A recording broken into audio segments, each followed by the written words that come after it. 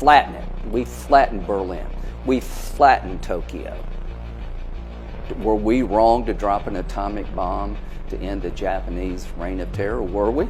In the Arab world, how can you side with Israel? They're killing all our people.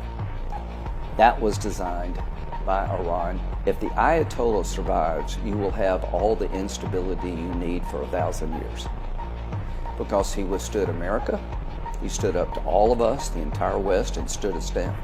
So Hamas, Hezbollah, and the Houthis, they're going to be on steroids pretty soon. And how do you build on the Abraham Accords if the Ayatollah is still standing? They don't, you can't build on them, they collapse. Iran goes down, Lebanon comes our way. Hezbollah is next. The mothership of terrorism, if it sinks, then Hezbollah will be weaker in Lebanon. There'll be a moment in Syria, everything will reset. What do you say to those critics who say, this isn't why we elected President Trump? We asked him to make the economy better, not for regime change. Well, you really Iran. don't understand the role of the president in the history of America and the world. You To the elected- voters? Yeah, I think so. I think people are behind him taking on Iran. If you don't realize that the President of the United States has to deal with things that nobody imagined before the election, then you made a mistake. The President's Board of Peace, lots of press, I should say, around what the future of Gaza will be. The future of Gaza has two outcomes, with Hamas, without. If Hamas is not disarmed, there is no future in Gaza. Let me tell you why. Who would want to buy a $10 million condo in Gaza with Hamas controlling? Is that the plan, really? I don't know. A real estate Well, development? right now, that won't work. Let me tell you why. Nobody's going to invest in Gaza if Hamas has any ability to come back. Let's say that the Ayatollah withstands all this bluster and he's still out there as a potential figure.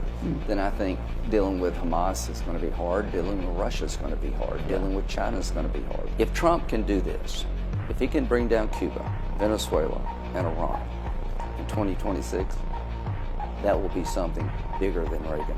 Yeah. Many people in this part of the world say what happened in Gaza does not align with Christian values.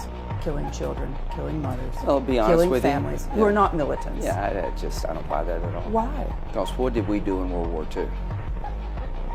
Did we think 1 minute about starving the Germans? Did we bomb every city into smithereens? So this You is a compare war. No, October this is, 7th to World War II. Yes, I am. This is an absolute existential threat to the Jewish people, to the world. If you don't understand this is a threat to Israel's And then they survival, flattened Gaza. just flatten it. We flattened Berlin. We flattened Tokyo. Were we wrong to drop an atomic bomb to end the Japanese reign of terror? Were we? So my view, if I were Israel, I would have probably done it the same way. Without military victory, there is no hope of breaking radicalism.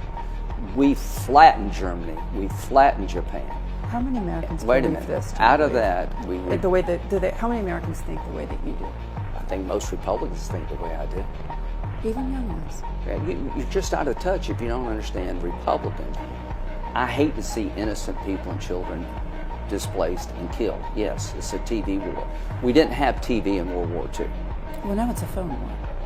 The behavior of the United States was to pursue total destruction of the enemy. That was our behavior. Take Tokyo and Berlin. And so those people who are trying to say this is just another conflict, it's not another conflict. It's existential to the Jewish state. If Hamas survives all this, God helps the Jewish people. They're approaching Hamas after October the 7th as we approach the Japanese after Pearl Harbor. And that's the right approach. Senator, it's wonderful to have you in Abu Dhabi. Thank you for joining me.